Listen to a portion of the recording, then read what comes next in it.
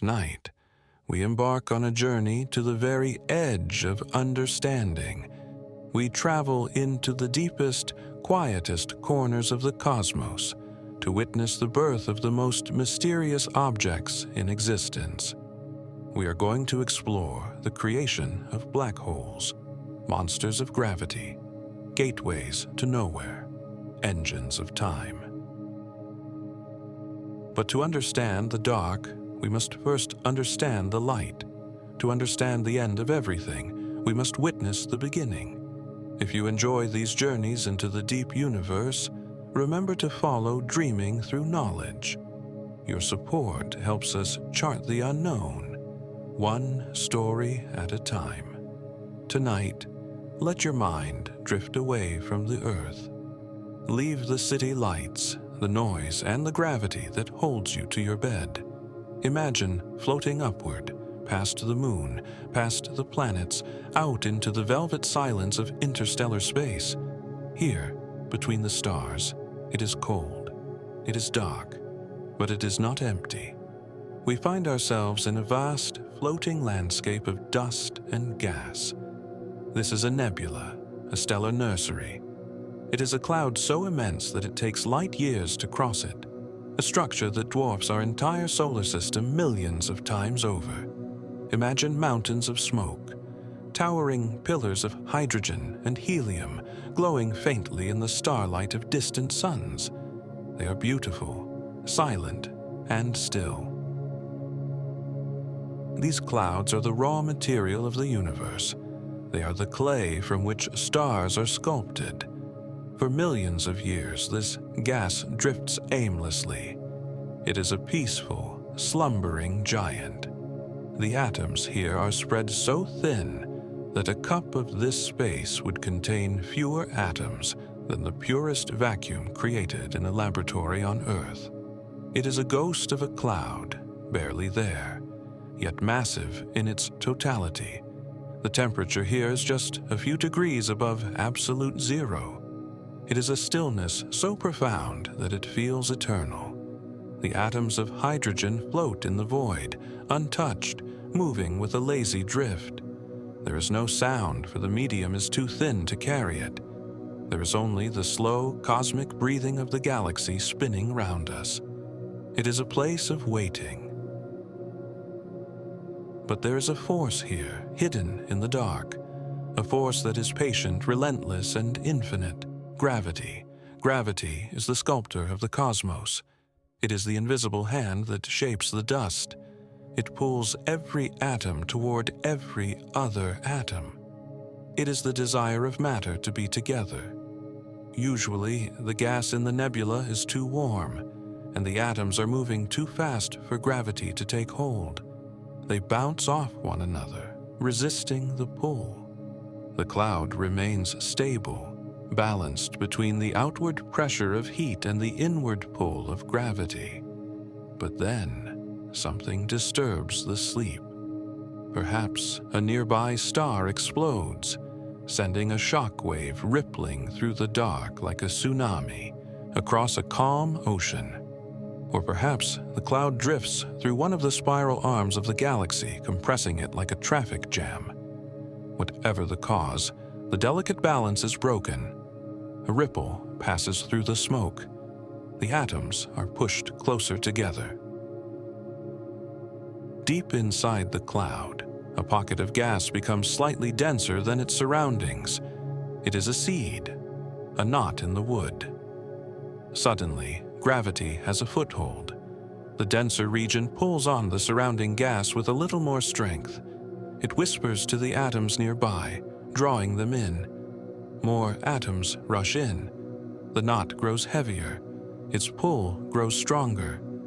This is the beginning of the collapse. It starts slowly, an imperceptible drift of dust toward the center. If you were watching, you would see nothing change for centuries. But over thousands of years, the movement accelerates. The drift becomes a flow. The flow becomes a rush. The cloud begins to fall inward on itself. It is a landslide of gas falling toward a center that does not yet exist. As the gas falls, it begins to spin. This is the conservation of angular momentum, the same law that makes an ice skater spin faster when they pull their arms in. Just as water spirals down a drain, the cloud rotates. It flattens into a great, swirling disk, wider than a solar system. The chaos of the cloud organizes into the order of the spiral, and as it falls, it heats up. The friction of atoms colliding, rubbing against one another in the crushing dark, generates heat. The gravitational energy of the fall is converted into thermal energy. The center of the disk begins to glow, a dull, angry red ember in the heart of the cold nebula. It pulses with infrared light, invisible to the eye but warm to the touch of the universe. This is a protostar. It is not yet a star. It is a gathering storm of matter, hungry and growing. It is an infant, feeding on its mother cloud. Gravity continues its work. It squeezes the core tighter and tighter. The temperature rises. 1,000 degrees, 1,000,000 degrees, 10 million degrees. The atoms are stripped of their electrons, turning into a soup of plasma. The pressure at the center becomes unimaginable. The atoms are packed so closely that they can no longer remain separate. They are pushed against their will, overcoming the natural repulsion that keeps them apart. They are crowded into a space where the laws of quantum mechanics begin to take over. The core is trembling on the edge of transformation. And then, in a single transformative moment, the magic happens. The hydrogen atoms, pressed by the weight of the world, slam together and fuse. They forge helium, and in that fusion, a tiny fraction of their mass is lost, converted directly into pure energy according to Einstein's famous equation. A tiny spark is released. One spark becomes two. Two become trillions. Ignition. A shockwave of light blasts outward from the core. It pushes against the crushing weight of the gas. It tears through the surrounding dust veil, illuminating the nebula from within. The star turns on. A new sun is born. The darkness is pushed back. This moment, the birth of a star, is the first step on the long road to a black hole. Because a black hole is not a thing that appears from nothing. It is the ghost of a star. It is the tombstone of a giant. But not just any star. To make a black hole, you need a monster. You need a king. Most stars, like our own sun, are modest. They burn yellow and warm. They live for billions of years, conserving their fuel, shining steadily upon their planets. When they die quietly, shedding their layers like autumn leaves and fading into white dwarfs. They do not have the mass to tear a hole in reality. But in the richest parts of the nebula, where the gas is thickest and the gravity is strongest, monsters are born. These are the massive stars, the O-type and B-type stars, blue supergiants. They are 10, 20, 50 times heavier than our sun. They are the titans of the galaxy. They are terrifyingly bright. They burn not with a gentle yellow glow, but with a fierce, blinding blue-white incandescence. They are thousands of times more luminous than the sun. They pour out ultraviolet radiation that ionizes the gas around them, making the nebula glow like a neon sign. They are the rock stars of the universe. They live fast and they die young. Let us look closely at one of these giants. Imagine hovering near it, shielded from its lethal heat. It is immense. If you placed it in the center of our solar system, its surface would extend out past the orbit of Mars, swallowing the Earth whole. We would be deep inside its belly. Its gravity is immense, crushing the core with the weight of 1,000,000 Earths. The pressure at the center is 1 billion times greater. than the pressure at the bottom of our deepest ocean. It is a pressure that tries to crush matter out of existence. To resist this crushing weight, to stop itself from collapsing instantly, the star must burn furiously. It consumes its hydrogen fuel at a staggering rate, converting millions of tons of matter into energy every single second. It is a desperate, frantic burning. It is a constant war, a stalemate between two titans. Inward pulls gravity, trying to collapse the star into a point. Outward pushes the energy of fusion, the pressure of light itself, holding the star up. This delicate balance is called hydrostatic equilibrium. It is a stalemate that lasts for millions of years. The star hangs in the sky, a perfect sphere of plasma, held in place by its own burning heart. It looks peaceful from a distance, but inside it is a nuclear inferno. The photons of light created in the core struggle for thousands of years just to reach the surface, bouncing off the dense plasma before finally flying free into the universe. But this war cannot last forever. Gravity is patient. Gravity never tires. It does not need fuel. It simply is. The star, however, has a limit. It has a finite amount of fuel. It is living on borrowed time. Deep in the core, the hydrogen begins to run out. The ash of the fusion reaction, helium, builds up in the center. The fire dims. The outward pressure weakens. Gravity senses the weakness immediately. It pushes inward. The core begins to shrink. But this shrinking has a side effect. As the core is squeezed tighter, the temperature spikes again. It gets hot enough to fuse the helium ash. The star finds a second wind. It begins to burn helium, fusing it into carbon and oxygen. This new burning is even hotter than the first. The intense heat causes the outer layers of the star to expand wildly. The star swells. It grows larger and larger, consuming the space around it. Its surface cools as it expands, turning from a blinding blue to a deep, angry red. It becomes a red supergiant. Now, it is a behemoth. It is the size of the orbit of Jupiter. It is a tenuous, glowing ghost, creating a stellar wind that blows millions of tons of gas into space. Inside, deep in the tiny, dense core, the alchemy continues. The star is creating the elements of life. In its dying throes, it forges carbon, the basis of biology. It forges neon, the light of our cities. It forges magnesium and oxygen. It builds the periodic table in its belly, layer by layer, like an onion. Each layer burns a different fuel, hotter and faster than the last. First, hydrogen lasts for millions of years. Then helium lasts for a few 100,000. Then carbon lasts for a few thousand. Neon burns in a few years. Oxygen burns in a few months. Silicon burns in a few days.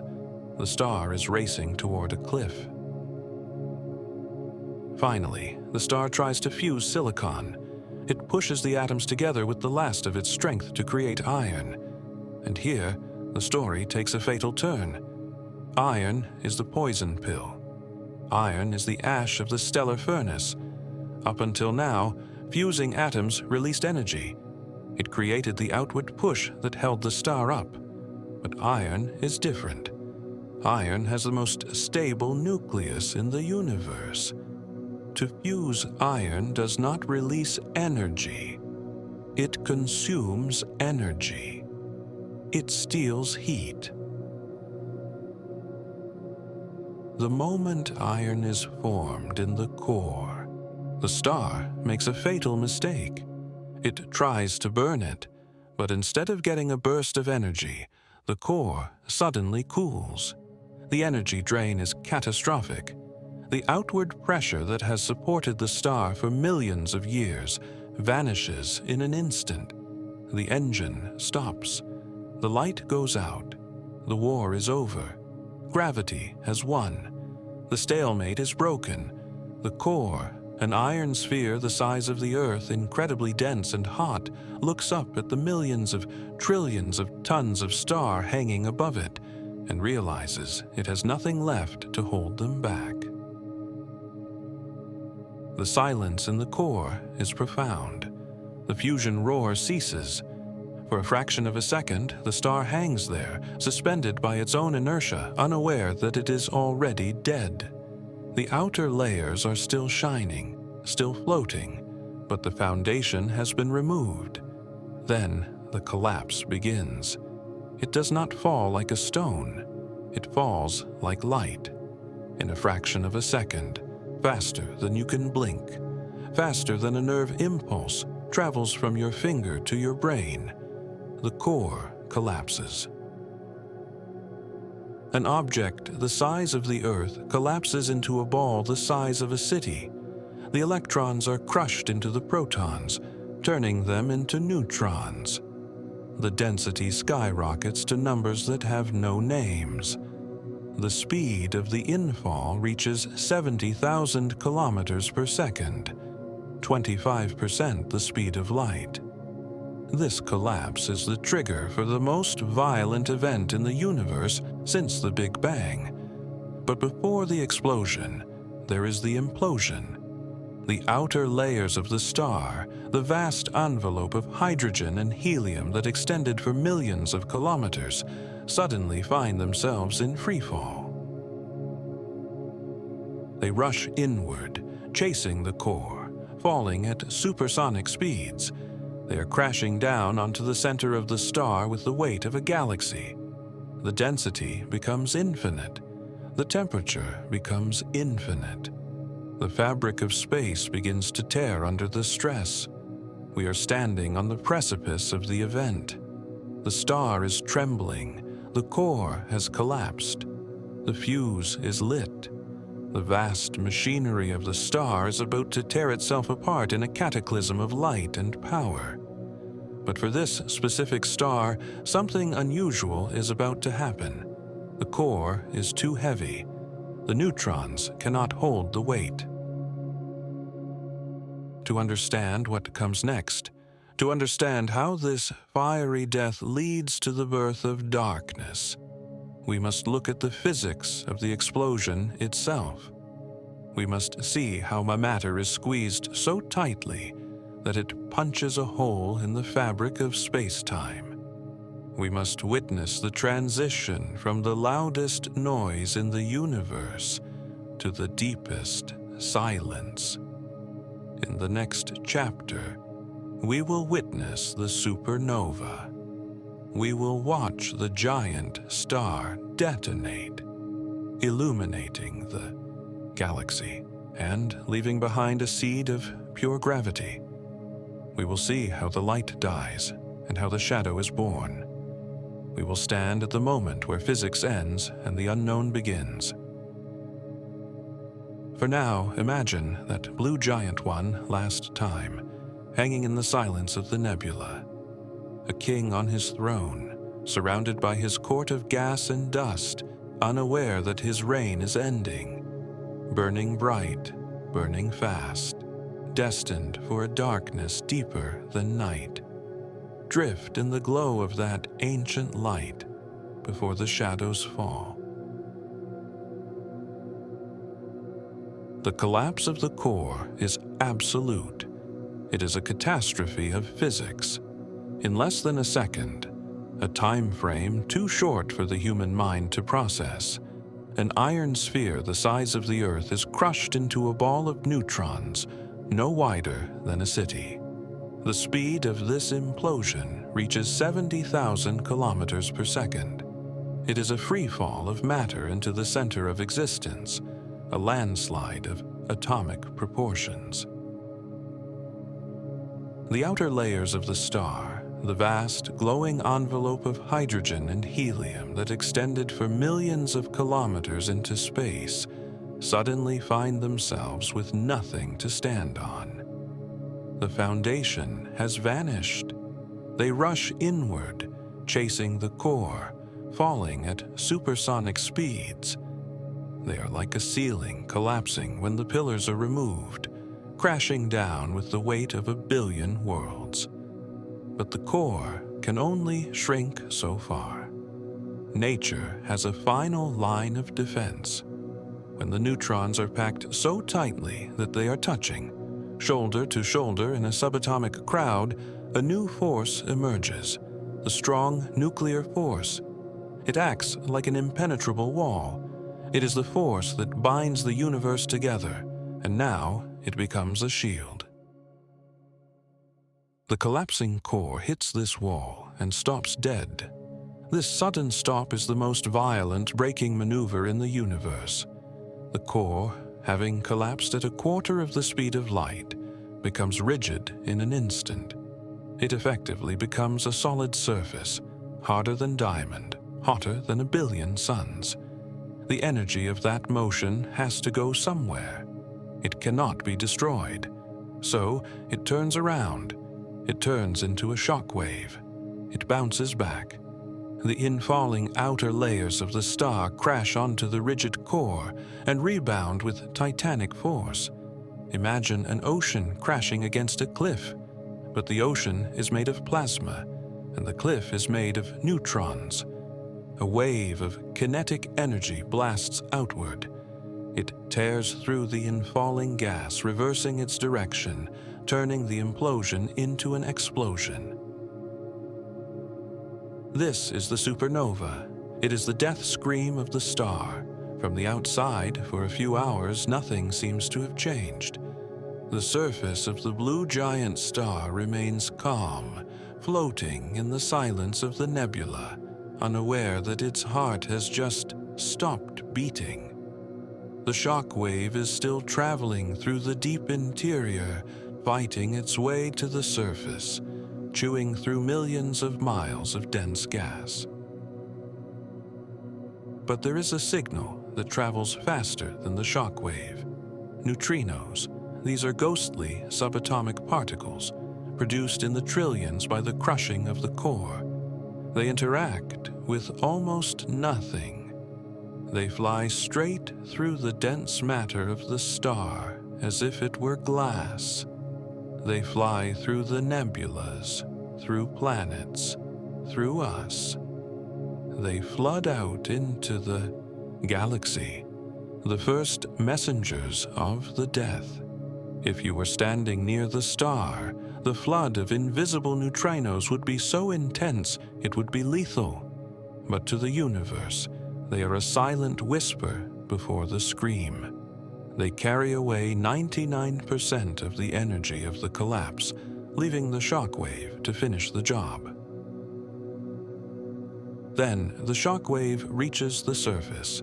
It breaks through the photosphere. The star breaks. The surface bulges, cracks, and then vaporizes. A blinding flash of light erupts into the darkness. In a matter of seconds, the star releases more energy than our sun will emit in its entire 10 billion year lifetime.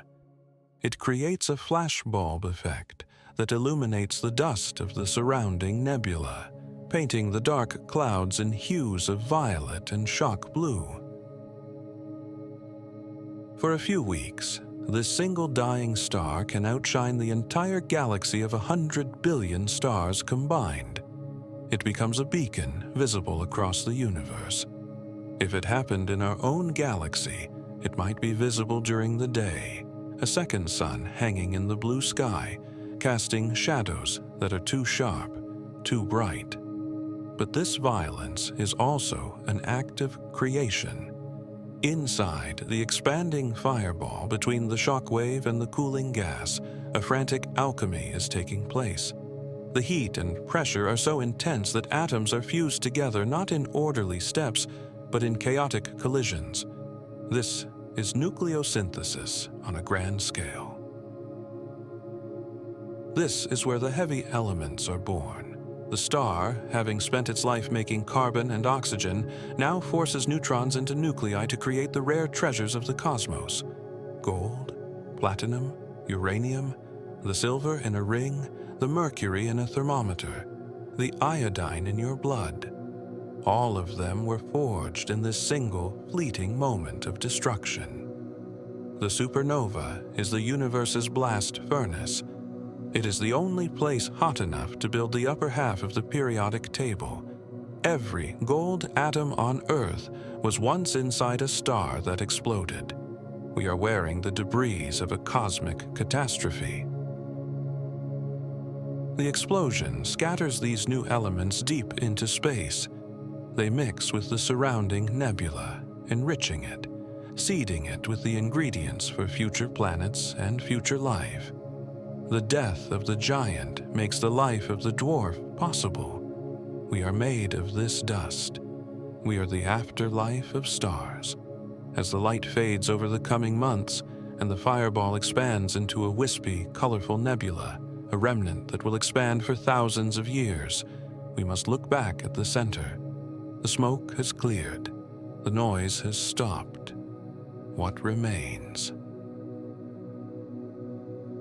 If the star was large, but not too large, perhaps 10 to 20 times the mass of the Sun, a neutron star remains. This is a city-sized ball of crushed matter spinning, hundreds of times a second, pulsing with magnetic fields. It is a wondrous object, but it is not our destination.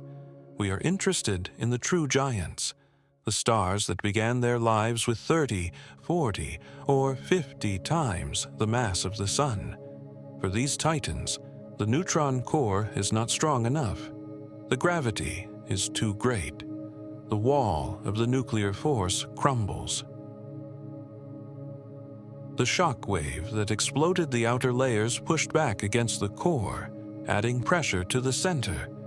And as the outer layers flew away, some of the matter fell back, a fallback of gas that rains down onto the neutron ball, adding weight to the scale. The limit is reached. The Tolman-Oppenheimer-Volkoff limit. The neutrons themselves are crushed. They fracture.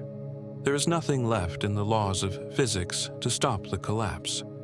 No force known to nature, not electron pressure, not neutron pressure, not heat, can push back against the overwhelming weight of the mass. The core begins to shrink again. It resumes the fall that started when the iron was formed.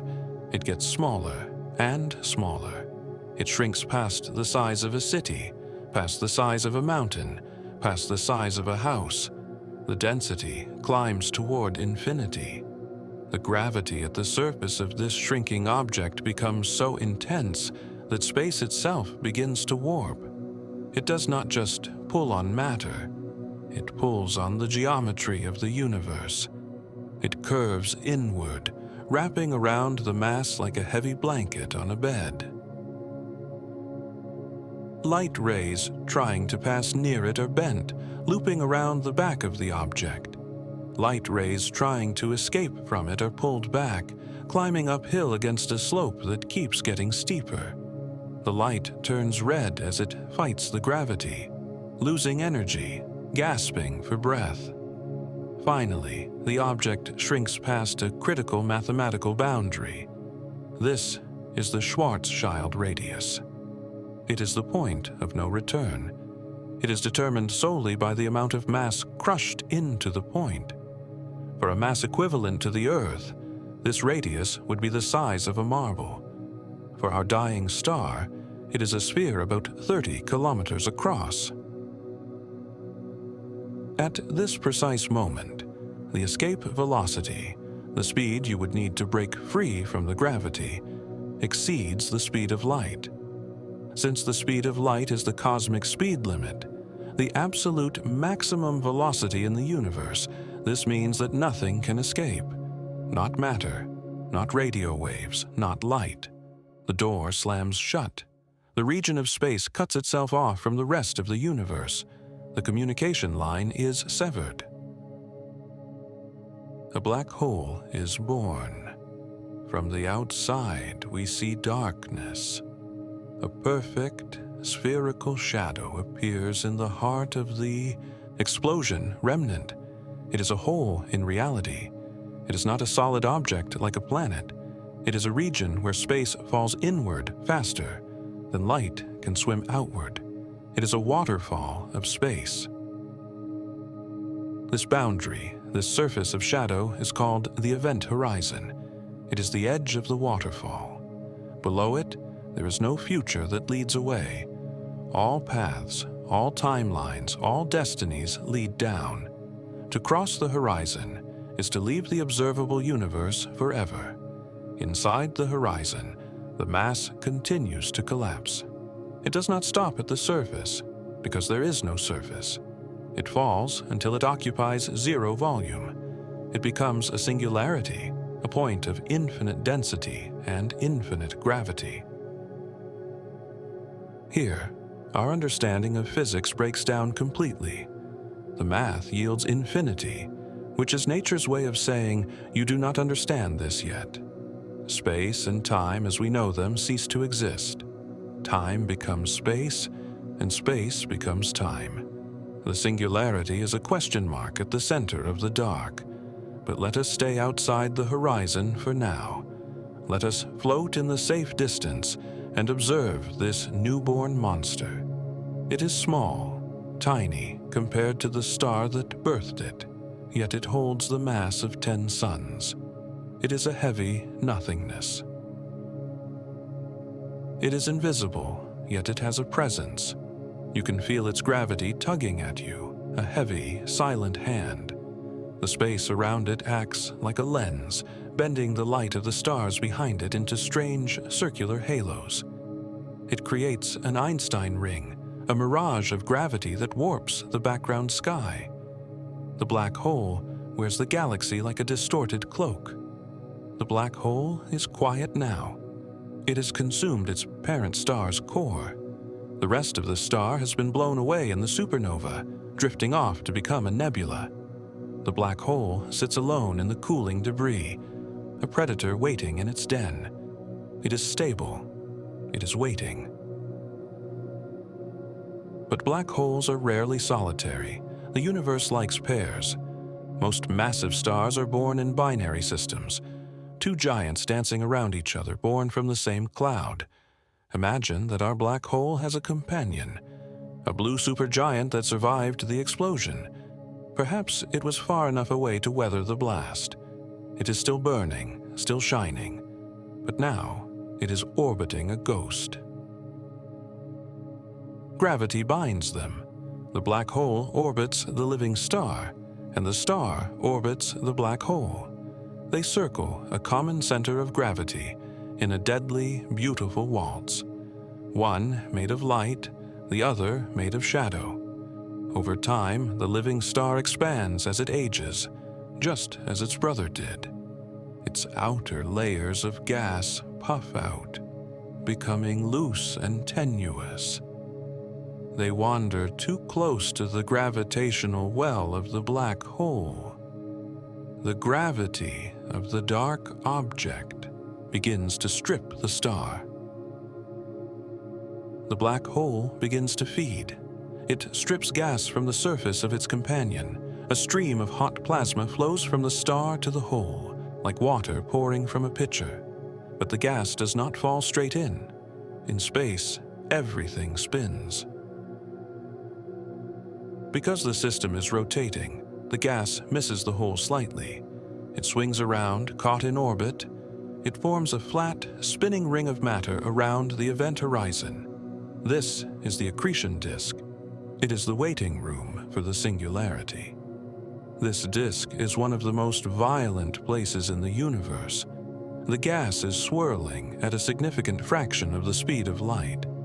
Layers of gas rub against each other, creating friction that heats the matter to millions of degrees.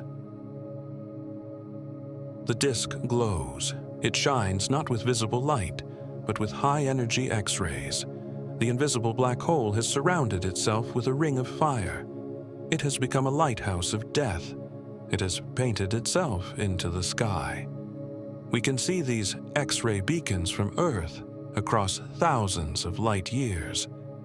They are the first way we discovered black holes, not by seeing the darkness, but by seeing the scream of the matter falling into it.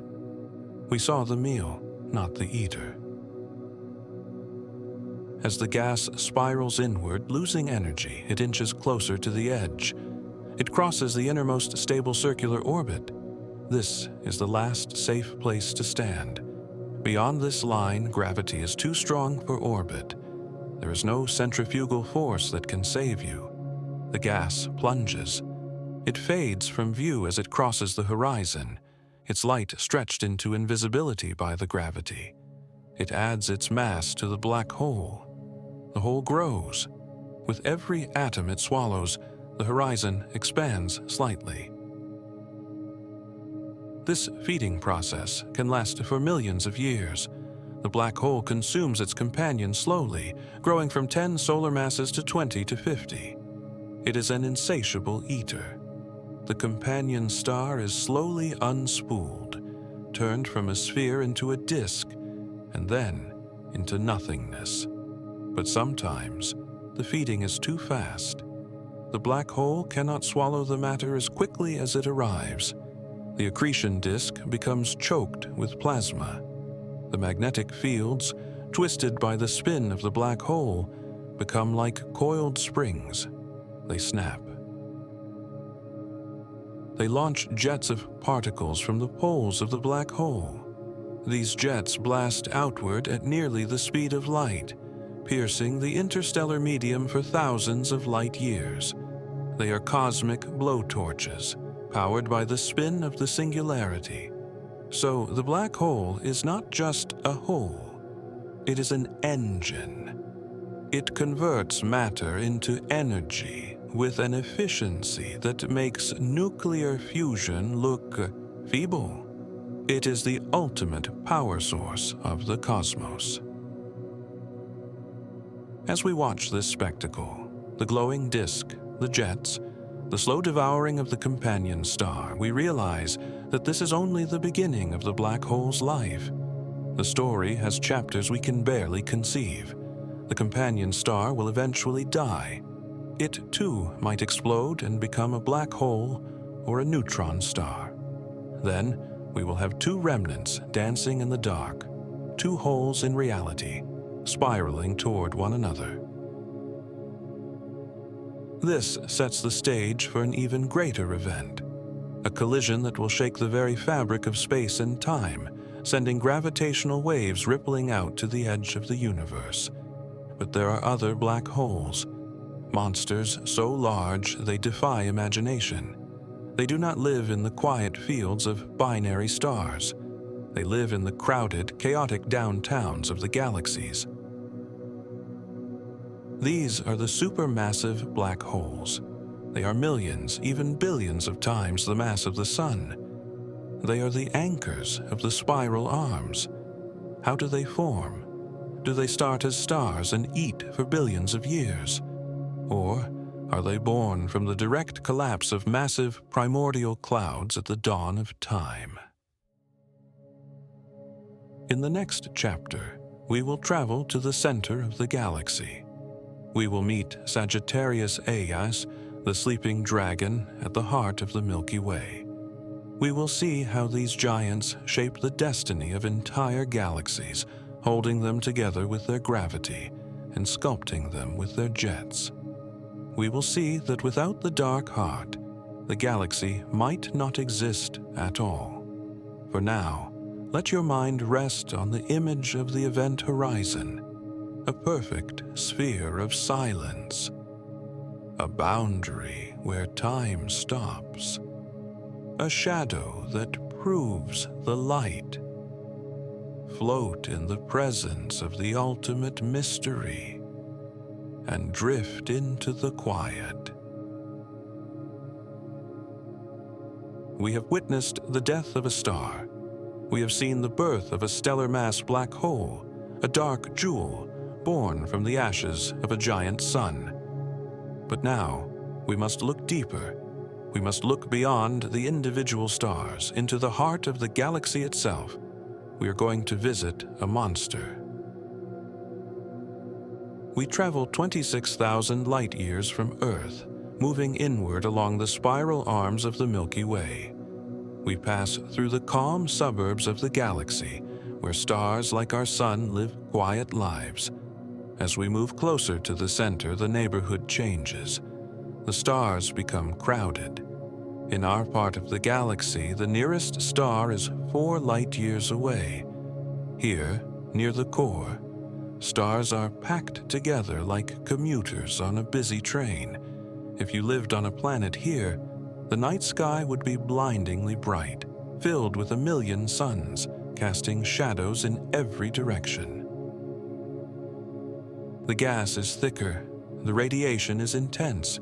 It is a chaotic, turbulent place, but there is an order to the chaos. Everything, every star, every cloud of dust, every planet is moving around a central point. They are orbiting something invisible. This is the galactic center.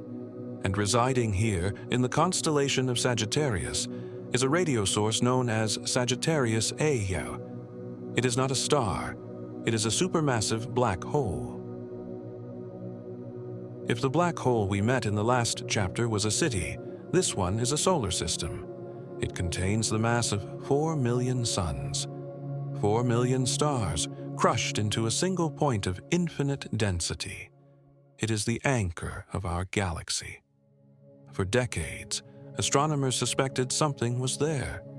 They saw the radio waves. They saw the infrared light piercing through the dust. But the definitive proof came from watching the stars themselves. For over 20 years, telescopes tracked the movements of stars near the center. They saw them whipping around an empty patch of space at incredible speeds, millions of kilometers per hour. They were dancing with a ghost. The laws of gravity told us that only something incredibly small and incredibly massive could cause such motion. The math was undeniable. But how did it get here?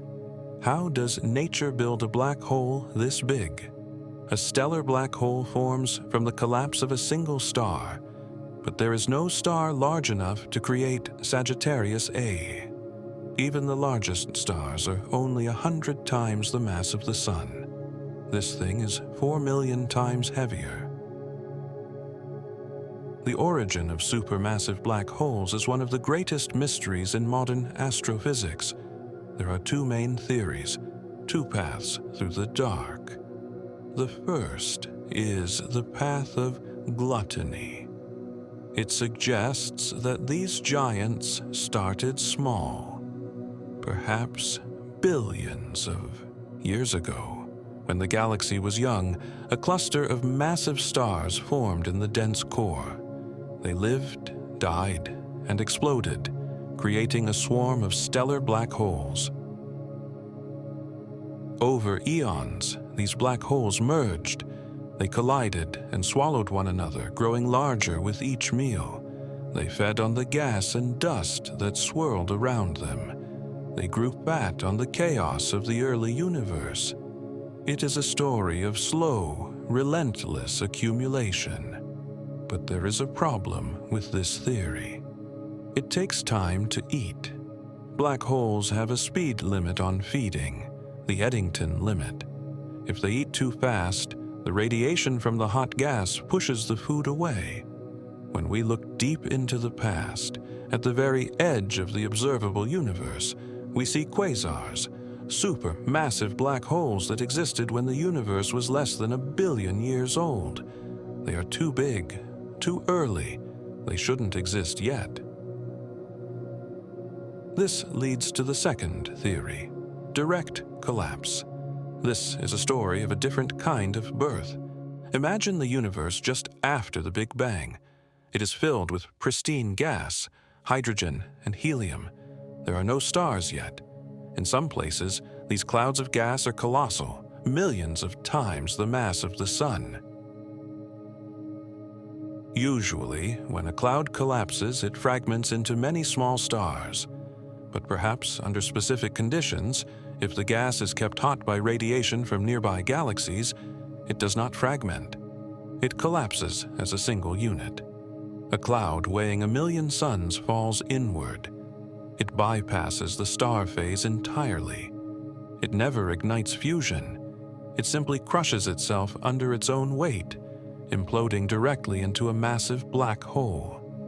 A monster born fully formed from the womb of the cosmos. Whichever story is true, the result is the same. Every large galaxy we look at seems to have one of these titans in its heart. The Milky Way, Andromeda, M87. They are the standard equipment of the universe. But Sagittarius A is currently a sleeping giant. It is relatively quiet. It is not feeding voraciously. It snacks on the occasional wisp of gas or a stray asteroid, flaring up briefly in X-rays, but mostly it sits in silence. Other galaxies are not so peaceful. In the early universe, or in galaxies that have recently merged, the central black hole is a beast. It is surrounded by a massive accretion disk of gas, shining brighter than 1,000,000,000,000 stars. These are quasars. A quasar is the most luminous object in the universe. It is a black hole eating a galaxy. The energy released by the infalling matter is so intense that it shoots jets of plasma out of the galaxy's poles at near light speed.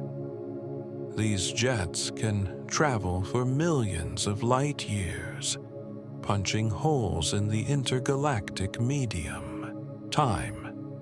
Threes. These jets are the sculptors of the universe on the largest scales. They heat up the gas around the galaxy, preventing it from cooling down to form new stars. The black hole acts as a thermostat. It controls the growth of the galaxy. If the galaxy makes too many stars, the gas falls into the black hole. The black hole turns on, blasts the gas away with its jets, and star formation stops. It is a feedback loop. The tiny black hole, tiny compared to the galaxy, controls the fate of the entire system. They are linked. The size of the black hole is perfectly correlated with the size of the galaxy's central bulge. It seems you cannot have a galaxy without a black hole, and you cannot have a black hole without a galaxy. They evolve together, a cosmic symbiosis. But what happens if you fall into one of these supermassive giants? It is a very different experience from falling into a stellar black hole. With a small black hole, the gravity changes drastically over short distances. The tidal forces are extreme. If you fell feet first, the pull on your feet would be millions of times stronger than the pull on your head. You would be stretched into a long, thin noodle, a process physicists cheerfully call spaghettification. You would be torn apart before you even reach the horizon. But a supermassive black hole is different. Because it is so huge, its event horizon is far away from the singularity. The gravity is immense, but the change in gravity is gentle. The tidal forces are weak at the horizon. You could cross the event horizon of Sagittarius A without feeling a thing. You would drift across the point of no return, alive and whole. You would look out and still see the stars of the galaxy. You would look in and see darkness, but your fate would be sealed. You have entered a region where space falls inward faster than light. No rocket, no signal, no prayer can escape. You are now part of the black hole. You will drift inward for hours, perhaps days, until you reach the center. And what lies at the center? The singularity. General relativity tells us it is a point of infinite density. But quantum mechanics tells us that points of infinite density are impossible. They violate the rules of the quantum world. This is the greatest conflict in physics, the war between the smooth curves of Einstein and the pixelated jitter of quantum particles. The interior of a black hole is the battleground where these two theories meet. Some theorists suggest that the singularity is not a point, but a gateway, a wormhole, an Einstein-Rosen bridge connecting to another part of the universe, or perhaps another universe entirely. Others suggest a Planck star, a dense knot of quantum foam that bounces back in extremely slow motion, or a fuzzball, a tangle of vibrating strings. We do not know. The event horizon protects the secret. It is a cosmic censorship. Whatever happens inside stays inside. But black holes do not just destroy, they also preserve. There is a concept called the holographic principle. It suggests that all the information about the stuff that falls into a black hole is not lost. Instead, it is encoded on the surface of the event horizon, like a 2D sticker on a 3D ball. If this is true, then the black hole is the ultimate hard drive. It stores the record of everything it has ever eaten. It preserves the history of the galaxy in a sphere of silence. And recently, we have done the impossible. We have looked the monster in the eye.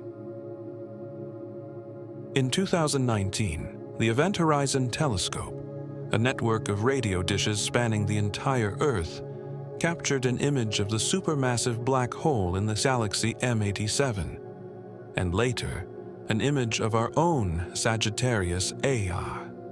We saw a ring of glowing fire, the accretion disk, surrounding a central shadow. We saw the silhouette of the void. We proved that Einstein was right, even in the most extreme environment in the universe. It was a donut of light in the darkness, a picture that will hang in the galleries of science forever. But black holes are not eternal. They too can die. It just takes a very, very long time.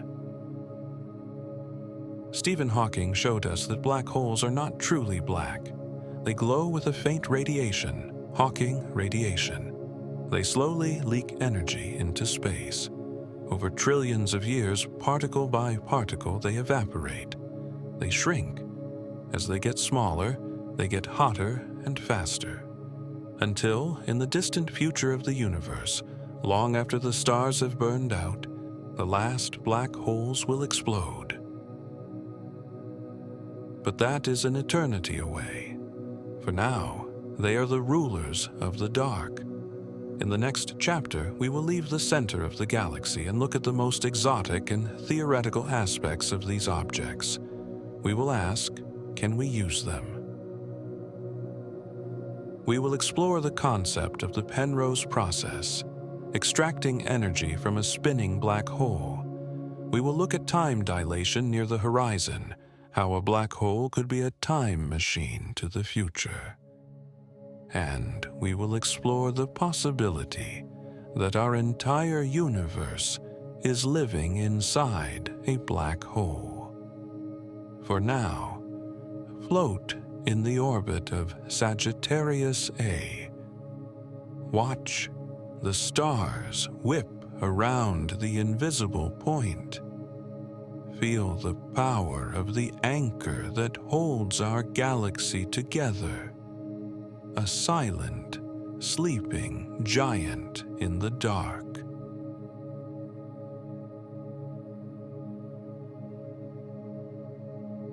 We have journeyed to the center of the galaxy and met the monster that holds it together.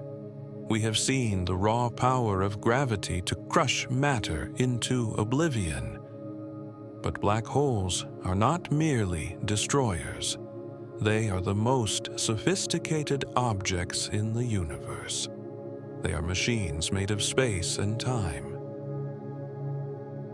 To understand their true potential, we must look beyond the simple idea of a hole in the ground. We must look at what happens to time itself when it brushes against the infinite. Imagine you are an explorer in a spacecraft, hovering safely outside the event horizon of a supermassive black hole. You decide to send a probe down to investigate. You watch it fall. As the probe approaches the horizon, something strange happens. From your perspective, the probe begins to slow down. It moves sluggishly, as if it is falling through invisible syrup. The light coming from it begins to change color. It shifts from white to yellow, to deep red, and then into the infrared. This is gravitational time dilation. The gravity is pulling so hard on the light waves that it stretches them out, sapping their energy. It is also pulling on time itself. To you, the watcher, the probe never actually crosses the horizon. It slows down until it seems to freeze, plastered against the black sphere like a photograph. Its image fades, becoming dimmer and redder, until it vanishes into silence. To the outside universe, nothing ever truly falls into a black hole. It just fades away at the door. But for the probe, the experience is radically different. It feels no slowing. It sees its own clock ticking normally. It crosses the horizon without a bump, falling freely into the dark. If the probe looked back, however, it would see something extraordinary. Because time outside is moving faster relative to the probe is effectively traveling into the future. If it could look back at the universe it left behind, it would see the stars aging and dying in fast motion. It would see the galaxy rotate like a spinning wheel. A black hole, then, is a one-way time machine. It is a ticket to the end of the universe. But there is more to these objects than just time distortion. Most stars in the universe spin. They rotate on their axes. And when a massive star collapses to form a black hole, that spin does not disappear. In fact, it gets faster. Conservation of angular momentum dictates that as the mass shrinks, the rotation speed must increase. A black hole born from a spinning star spins incredibly fast. Some rotate at nearly the speed of light. This spin changes everything. It transforms the black hole from a simple point into a complex engine.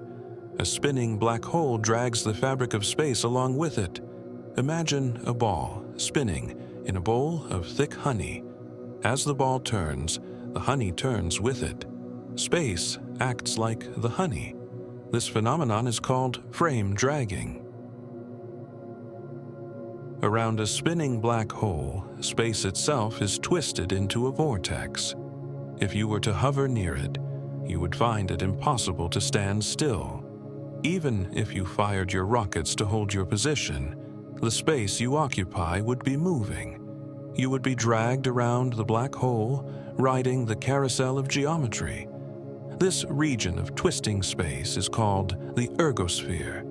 It sits just outside the event horizon, shaped like a flattened pumpkin. The ergosphere is a place of fascinating physics. It is the only place in the universe where you can enter a region of extreme gravity and still escape, provided you are fast enough. And it is here that a sufficiently advanced civilization could perform the ultimate magic trick. They could steal energy from the black hole. This idea was proposed by the physicist Roger Penrose. It is known as the Penrose process. Imagine flying a ship into the ergosphere. You are being dragged around at tremendous speed by the twisting space. You carry a heavy weight with you, perhaps a container of waste matter. At the point of maximum speed, you jettison the weight. You throw it into the black hole. If you do the math correctly, you can throw the weight in such a way that it is swallowed by the horizon, but the recoil kicks your ship outward. The kick you receive contains more energy than you had when you entered. You leave the ergosphere faster than you came in. You have gained free energy. Where did this energy come from? It came from the black hole itself. By dropping the weight, you slowed down the black hole's spin slightly. You harvested its rotational energy. A spinning supermassive black hole contains a staggering amount of energy. It holds more usable power in its spin than all the stars in the galaxy emit over their entire lifetimes. It is the ultimate battery. We can imagine in the distant future, when the stars begin to burn out and the galaxy grows dark, civilizations migrating towards these giants. They would build cities in orbit around the black hole, dipping into the ergosphere to harvest the power they need to survive the long, cold night of the universe. They would huddle around the embers of the singularity, warming themselves not with fire, but with gravity. But let us go deeper. Let us pass through the ergosphere and cross the event horizon of this spinning monster. In a non-spinning black hole, the center is a point, a singularity where you are crushed. But in a spinning black hole, the centrifugal force of the rotation fights against the gravity. It opens up the center. The singularity stretches. It becomes a ring singularity. If you could survive the journey, if the tidal forces didn't tear you apart, you might be able to fall through the center of this ring without touching the singularity itself. You would pass through the eye of the needle. Where would you go? The mathematics of general relativity suggests a strange possibility. The ring might act as a gateway, a wormhole. It might lead to another region of our own universe, millions of light years away. Or it might lead to a different universe entirely, a baby universe expanding into its own dimension. This is the concept of the Einstein-Rosen bridge, a tunnel through spacetime. Of course, this is highly theoretical. Most physicists believe that the wormhole would be unstable. The moment a single photon of light tried to pass through, the tunnel would collapse, crushing the traveler. Or perhaps the radiation inside would be lethal long before you reach the ring. But the math allows it. And in physics, if the math allows it, nature often finds a way to do it. There's another boundary we must cross before we reach the center. It is called the inner horizon, or the Cauchy horizon. If you fall into a black hole, you are seeing the light from the universe falling in behind you. But as you slow down near the inner horizon, you might see the entire future history of the universe play out in a fast-forward blur. All the light that will ever fall into the black hole for billions of years to come catches up to you at once. You would be bathed in the concentrated light of eternity, a blinding flash containing the end of time. This intense radiation might be the firewall that prevents anyone from passing through the wormhole. It is the guardian of the multiverse. Let us pull back to a safer distance. Let us look at the black hole not as a destination, but as an object in the sky. Surrounding the black hole, at a distance of 1.5 times the Schwarzschild radius, is a place called the photon sphere. Here, gravity is so strong that light particles, photons, are forced into orbit. They circle the black hole like planets around a sun. If you were standing in the photon sphere, the view would be mind-bending. If you looked sideways, you would see the back of your own head. The light reflecting off your helmet would circle the black hole and return to your eyes. You would see infinite copies of yourself and infinite copies of the universe wrapped in rings of light. It is a hall of mirrors created by gravity. This sphere is unstable. You cannot stay there long. A tiny nudge would send you spiraling down into the dark or flinging you out into space. It is a razor's edge of light. These exotic features, the time dilation, the ergosphere, the photon sphere, make black holes the most extreme laboratories in existence. They test the limits of what is possible. But perhaps the most profound idea is not what happens around a black hole, but what a black hole is. Look at the universe around us. We see galaxies, stars, and vast empty spaces. We live in a cosmos that started with a Big Bang, a singularity, and expanded. Some physicists have noticed a striking similarity. The mathematics describing the Big Bang are eerily similar to the mathematics describing the formation of a black hole. Could it be that our universe is the interior of a black hole? Imagine a star collapsing in a parent universe. It forms a singularity. But instead of crushing matter into nothing, the singularity bounces. It expands outward into a new dimension, creating a new bubble of spacetime. That bubble is a new universe. To the observer in the parent universe, it looks like a black hole. To the observer inside the bubble, us, it looks like a Big Bang. This is the theory of cosmological natural selection. It suggests that universes reproduce. Universes with physical laws that allow stars to form will create many black holes. Each black hole creates a baby universe. Universes that cannot create stars, universes where gravity is too weak or too strong, will not reproduce. They are evolutionary dead ends. So, we live in a universe perfect for life, not by accident, but because our universe is the successful offspring of a long line of black hole-making universes. We are living inside the event horizon of a higher reality. It is a dizzying thought. It connects the smallest particles to the largest structures. It implies that every black hole in our night sky is a seed, a pregnant possibility, holding a vast new reality within its dark heart. But even black holes, these engines of eternity, are not truly immortal. They have a lifespan. They have a destiny. Time. Threes. In the 1970s, Stephen Hawking made a discovery that shocked the scientific world. He applied quantum mechanics to the edge of the black hole and found that the horizon is not perfect. It leaks. Quantum fluctuations near the horizon create pairs of particles.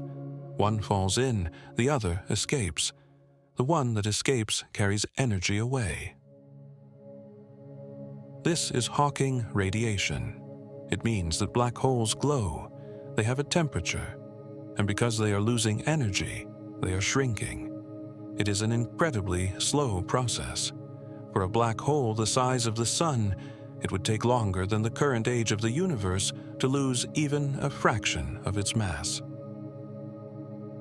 But time is long. In the far, far future, long after the last star has died, the universe will be dominated by black holes, and then they too will begin to fade. In the next chapter, we will travel to that distant future. We will witness the era of black holes. We will see the slow evaporation of the giants. And we will witness the final moments of a black hole's life, a moment not of silence, but of explosive power. We will see what happens when the paradox resolves itself. For now, float in the distorted light of the photon sphere. Look into the mirror of gravity. See the universe reflected back at you, twisted and beautiful. Rest in the knowledge that even in the deepest trap, there is a way through. We have traversed the edge of time and peered into the possibility of other universes. We have seen the black hole as an engine and a gateway. But now, we must return to the realm of the visible. We must ask a simple, yet impossible question. What does it look like to stand face to face with a ghost? For decades, black holes were nothing more than equations. They were mathematical scribbles on a chalkboard, ghosts in the machine of general relativity. Physicists knew they should exist, but they existed only in the abstract. They were invisible by definition. How do you take a picture of a shadow on a dark night? To answer this, we must travel to a very specific region around the singularity. We must pull back from the event horizon, back through the ergosphere, to a distance of exactly 1.5 times the Schwarzschild radius. Here, we find the photon sphere. This is one of the most visually haunting places in the cosmos. Gravity here is so precise, so overwhelmingly strong, that it grabs particles of light, photons, and forces them into a perfect orbit. Light does not escape, nor does it fall in. It circles. Imagine floating in this region. You would not need a mirror to see yourself. If you looked straight ahead, you would see the back of your own head. The light reflecting off your helmet would travel around the black hole, circle the abyss, and return to your eyes. You would see yourself from behind, suspended against the backdrop of the stars. But it would not just be one image. Because light can orbit multiple times before escaping or falling in, you would see infinite versions of yourself. You would see a ring of your own heads, getting smaller and smaller, stretching off into infinity. You would be standing in a cosmic hall of mirrors, created not by glass, but by gravity bending the straight lines of sight. And you would see the universe reflected there, too. The light from every star in the galaxy that hits the black hole doesn't just disappear, it wraps around it. The entire sky is compressed into a thin, bright ring of light surrounding the shadow.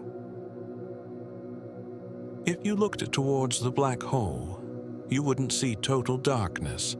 You would see the shadow of the event horizon, a circle of absolute nothingness, framed by this thin, glowing halo of trapped starlight. It is the eye of the void staring back at you. This photon sphere is razor-thin and incredibly unstable. It is a knife edge of physics. If you were to drift even a millimeter inward, you would spiral down into the dark. A millimeter outward, and you would fly off into space. It is a place where light hesitates before choosing its fate. For a long time, we thought this view was reserved for science fiction. We thought the objects were too small and too distant to ever be resolved by human eyes. Sagittarius A, the monster in our own galaxy, takes up the same amount of sky as a donut placed on the surface of the moon. To see it, we would need a telescope the size of the Earth. So, we built one. In a triumph of human cooperation, scientists created the Event Horizon Telescope. They didn't build a single giant dish. That was impossible. Instead, they connected radio telescopes across the entire planet, from the volcanoes of Hawaii to the mountains of Spain, from the deserts of Chile to the ice fields of Antarctica. They synchronized them using atomic clocks, timing them to the nanosecond. As the Earth turned, these telescopes scanned the sky together, acting as shards of a single giant mirror. They turned the planet itself into an eye. In April 2019, they showed the world what they found. They pointed this planetary eye at the galaxy M87, 55 million light-years away. And there, in the center of the image, was a blurry orange ring.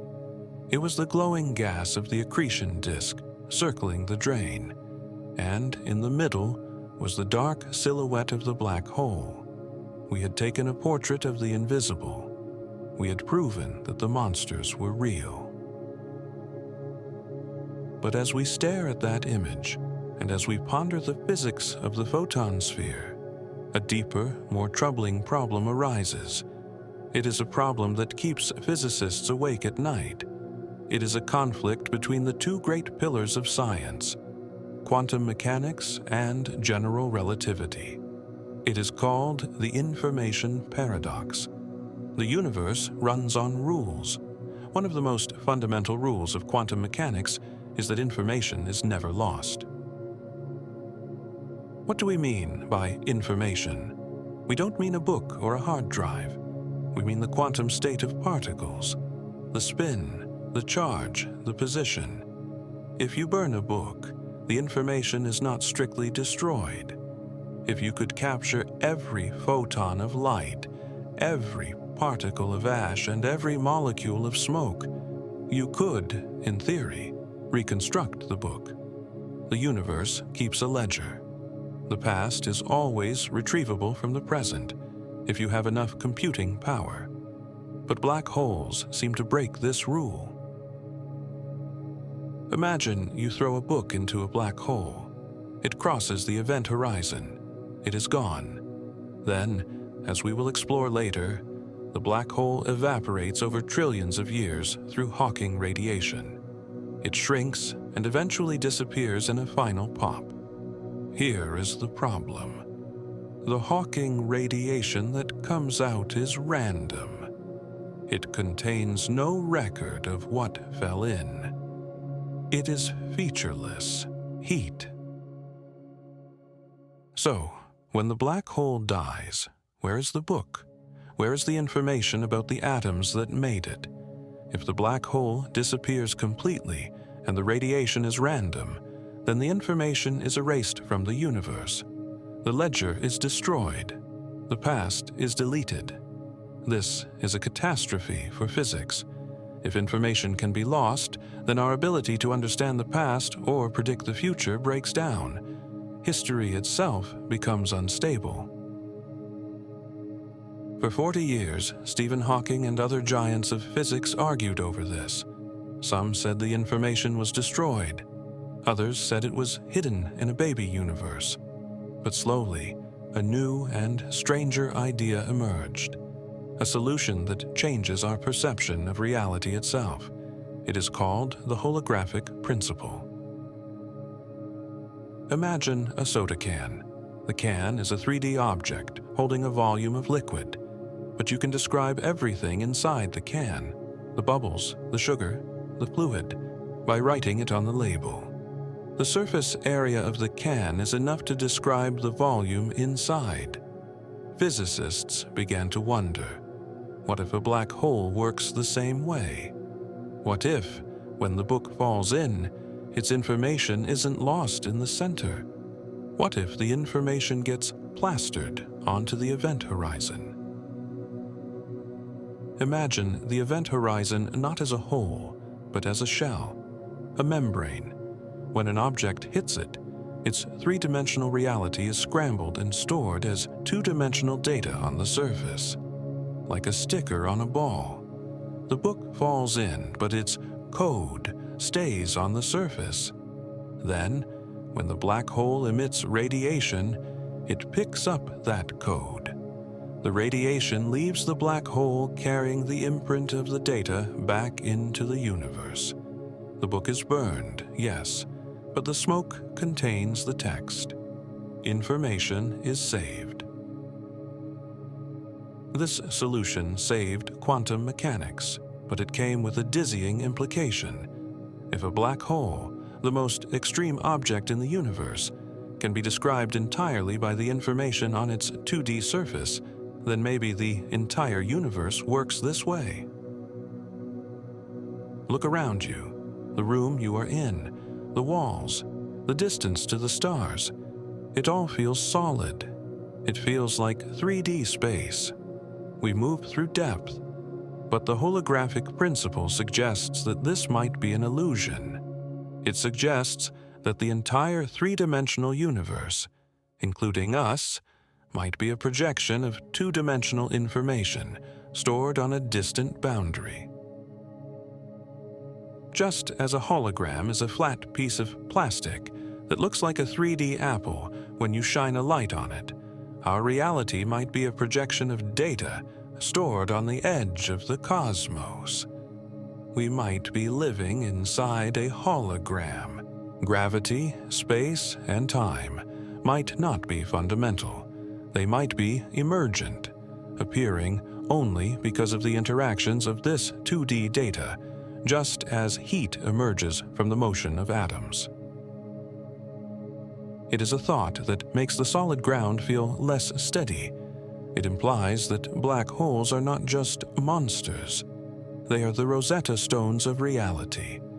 They are the glitch in the matrix that reveals how the code is written. By studying the edge of the dark, we are learning the structure of the light. But let us step back from the edge of philosophy and return to the physical galaxy. Because black holes are not just storing data, they are actively shaping the cosmos. They are the architects of the night sky. We used to think of black holes as purely destructive, vacuum cleaners that sucked up everything nearby. But we now know they are messy eaters. They are creators. When a supermassive black hole feeds, as we saw, it launches jets of plasma. These jets travel for millions of light years. They carry vast amounts of energy out of the center and dump it into the surrounding galaxy. This energy heats up the clouds of gas in the galaxy. Why does this matter? Because stars can only form in cold gas. Hot gas moves too fast to collapse under gravity. So, by heating the gas, the black hole stops new stars from forming. It acts as a regulator, a thermostat. If the black hole sleeps, the gas cools and millions of stars are born, a starburst. But if too many stars form, some gas falls into the black hole. The monster wakes up. It blasts the galaxy with energy. The gas heats up. Star formation stops. This creates a Goldilocks zone for galaxies. Without the black hole, a galaxy might burn through all its fuel in a glorious, short-lived fireworks display, turning into a dead graveyard of cinders billions of years ago. But the black hole paces the consumption. It ensures that the galaxy burns its fuel slowly over billions of years. It preserves the gas. It extends the life of the galaxy. This means that our sun and the Earth and the atoms in your body might owe their existence to Sagittarius Ace. Without the feedback of the black hole, the Milky Way might have burned out long before our solar system could be born. We exist because the monster in the middle regulates the flow of creation. We are the children of the dark as much as the light. There is one final paradox to explore before we reach the end of time, a barrier that has recently appeared in the equations of physics, the firewall. If the holographic principle is true and information is stored on the horizon, some physicists argue that the horizon cannot be a smooth place. Relativity says that if you fall into a black hole, you shouldn't notice crossing the horizon. It's just empty space. This is the equivalence principle. But quantum mechanics says that if the information is stored there, the horizon must be a seething, energetic surface, a wall of fire. If you tried to cross it, you wouldn't float through peacefully. You would be incinerated instantly by a sheet of high-energy particles. This is the firewall paradox. We have two of our best theories giving us two different answers. One says the door is open. The other says the door is on fire. We do not know the answer yet. It is the bleeding edge of human knowledge. It tells us that we are missing something huge, a piece of the puzzle that will unify gravity and the quantum world. Perhaps space and time are not what we think they are. Perhaps they are stitched together by entanglement, the spooky connection between particles. Some physicists now propose that wormholes and entanglement are the same thing. That connection is geometry. The black hole forces us to confront these questions. It is the ultimate laboratory.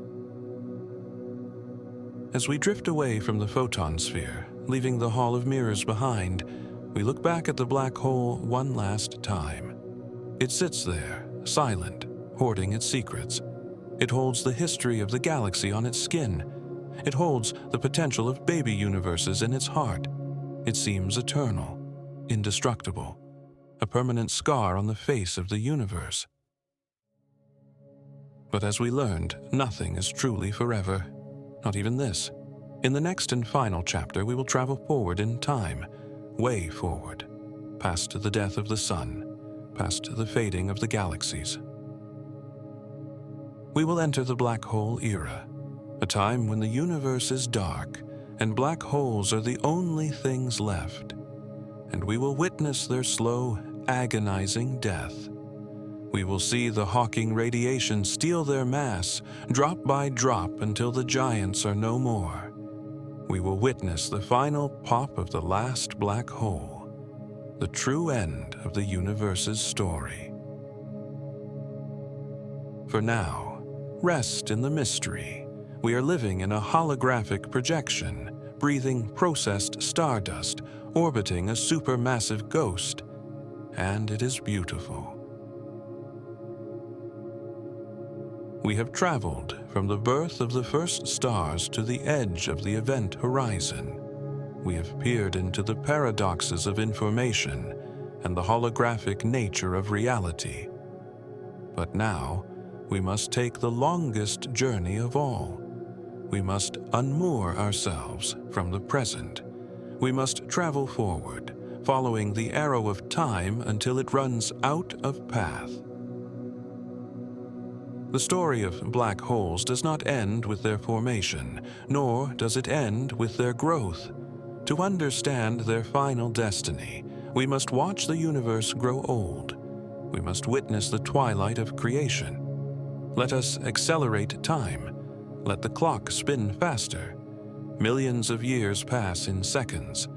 The first thing we notice is the changing of the sky. In about 4 billion years, our own galaxy, the Milky Way, will meet its neighbor. The Andromeda galaxy is currently rushing toward us at 110 kilometers per second. It is a collision that has been destined since gravity first reached out across the void. When they meet, it will not be a crash, but a merger, a cosmic dance. The stars are so far apart that they will simply pass through one another, like two swarms of bees mixing. But the gas clouds will collide, igniting a furious burst of new star formation. The night sky from Earth will be ablaze with the light of 1 trillion new suns. The two supermassive black holes, Sagittarius A and the giant in Andromeda's heart, will find each other.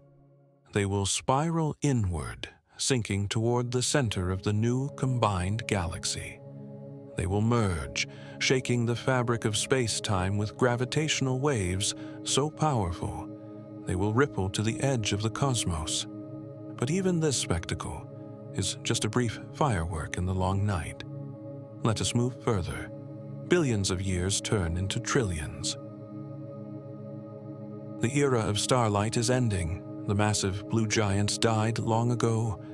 The yellow suns, like ours, have swollen into red giants and then faded into white dwarfs. All that remains are the red dwarfs, tiny, frugal stars that burn their fuel so slowly they can live for trillions of years. They are the embers of the galactic fire. But eventually, even they run out of fuel. One by one, the lights go out. The universe grows dimmer. The galaxies, once swirling pinwheels of light, turn into graveyards. They are filled with the corpses of stars, white dwarfs, neutron stars, and black holes. This is the degenerate era. The universe is cold, dark, and expanding ever faster. The galaxies have drifted so far apart that they are no longer visible to one another. Each is a lonely island in an expanding sea of dark energy. In this darkness, the black holes are the kings. They have swept up the debris. They have consumed the gas. They drift through the silent cities of dead stars, occasionally swallowing a wayward neutron star, flaring up briefly in the dark before returning to slumber. Gravity continues its work. The dead stars orbit the galactic center, but over aeons they either get kicked out into the void or fall into the supermassive black hole. The galaxy evaporates or is eaten. Finally, we reach the black hole era. It is a time unimaginably far in the future, perhaps 10 to the power of 40 years from now, a 1 followed by 40 zeros. There are no stars left, no planets, no life as we know it. There is only gravity and the void. The universe is populated solely by black holes. Monsters the size of solar systems drift through the absolute zero of space. They seem eternal. They seem like permanent scars on the face of reality, destined to exist forever. But they are not. Nothing is eternal. Even monsters must die, and the agent of their death is quantum mechanics. In the 1970s, the physicist Stephen Hawking realized something profound. According to quantum theory, empty space is not truly empty. It is seething with energy. Everywhere in the universe, pairs of virtual particles are constantly popping into existence. A particle and an antiparticle appear from nothing, borrow a tiny amount of energy from the vacuum, snap together, and annihilate each other, returning the energy. It happens in femtoseconds. It is the quantum foam. Usually, this happens so fast it has no effect. But at the edge of a black hole, at the event horizon, something different happens. Imagine a pair of particles pops into existence right on the line. One is just inside the horizon. The other is just outside. Gravity is strong here. It grabs the inner particle and pulls it down into the dark. The partners are separated. They cannot meet and annihilate. The inner particle is lost. The outer particle, however, is stranded. It has no partner. It becomes raw. It turns and it escapes into the universe as radiation. To a distant observer, it looks like the black hole has just emitted a particle. It looks like the black hole is glowing. This is Hawking radiation. But nature balances its books. The energy to create that escaping particle had to come from somewhere. It came from the gravitational field of the black hole itself.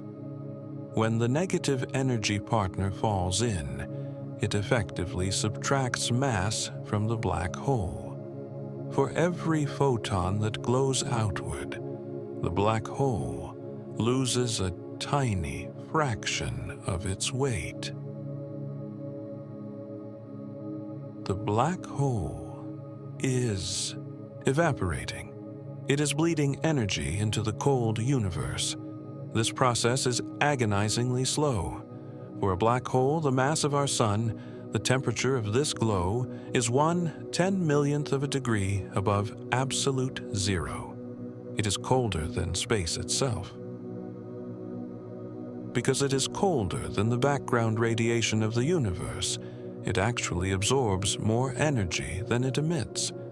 It is still growing, but the universe is expanding and cooling. Eventually, the background temperature will drop below the temperature of the black hole. And then, the evaporation begins in earnest. It takes a Google years, 10 to the power of 100, for a supermassive black hole to evaporate. This is a timescale so vast that if you counted every atom in the universe, you wouldn't even be close to the number of years. It is deep time. It is a concept that dwarfs the history of stars the way a mountain dwarfs a grain of sand. But the math is relentless. The black holes shrink. As they shrink, a strange thing happens. They get hotter. Smaller black holes have steeper tidal forces, which tear the virtual particles apart more violently. They emit radiation faster. So, as a black hole loses mass, it evaporates quicker. It accelerates toward its end. For billions of aeons, the black hole is a silent, cold ghost, leaking only a few photons a year. But in its final millennium, it becomes a white-hot ember. It begins to shine. In its final seconds, it becomes unstable. It releases all its remaining mass in a blinding burst of gamma rays. It explodes with the force of 1,000,000 nuclear bombs. And then, it is gone. The horizon vanishes. The singularity dissolves. The trap is sprung. There is nothing left but a bath of particles spreading out into the expanding void. One by one, across the dark universe, the black holes will pop. Like lights turning off in a vast city, the last concentrations of energy will disappear. When the last supermassive black hole evaporates, the black hole era will end. The universe will enter the dark era. Matter itself may decay. Protons may break down into light. The universe will become a sea of photons, cooling toward absolute zero, stretched thin by the expansion. This is the heat death. Entropy has reached its maximum. Nothing changes anymore, because there is no energy to cause change. The clock has unwound completely. Time, in any meaningful sense, stops. It sounds like a tragedy, a cold, lonely end to the magnificent story of creation. But perhaps it is not. Some physicists, like Sir Roger Penrose, propose a poetic twist. In a universe containing nothing but light, scale loses its meaning. Without matter to provide a reference, there is no difference between a universe that is infinitely huge and one that is infinitely small. Perhaps, in that final state of pure radiation, the universe forgets how big it is. And in that forgetting, a new Big Bang becomes possible. A new cycle begins. The death of one eon becomes the seed of the next. This is conformal, cyclic cosmology. It suggests that our Big Bang was not the beginning, but merely the bounce from a previous universe that had evaporated into light.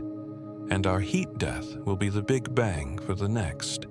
We do not know if this is true, but there is comfort in the idea of cycles, in the idea that existence is a rhythm, a heartbeat that spans eternity.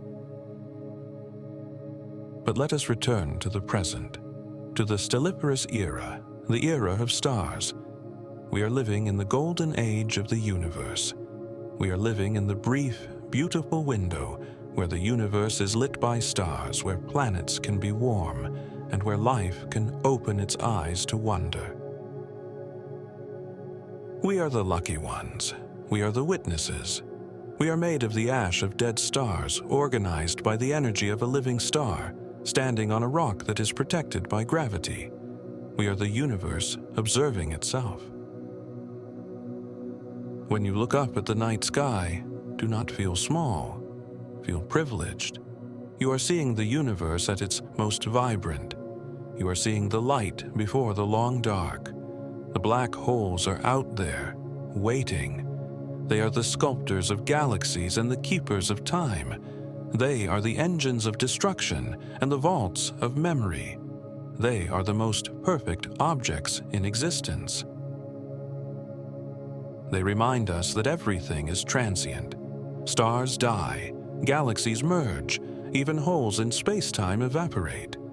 But in that transience, there is beauty. A flower is beautiful because it blooms for a moment. The universe is beautiful because it changes.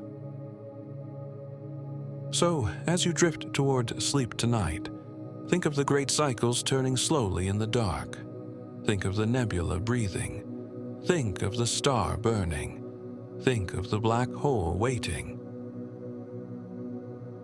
And think of the atoms in your body, forged in fire, borrowed from the stars, currently forming the unique pattern that is you. You are part of this story. You are stardust contemplating the void. The gravity that holds you to the earth is the same gravity that holds the galaxy together. The light you see is the same light that fights the darkness. Rest now. The universe is vast and old and patient. It has carried you this far, and it will carry you through the night. May your dreams be as deep and wondrous as the sky above. Good night.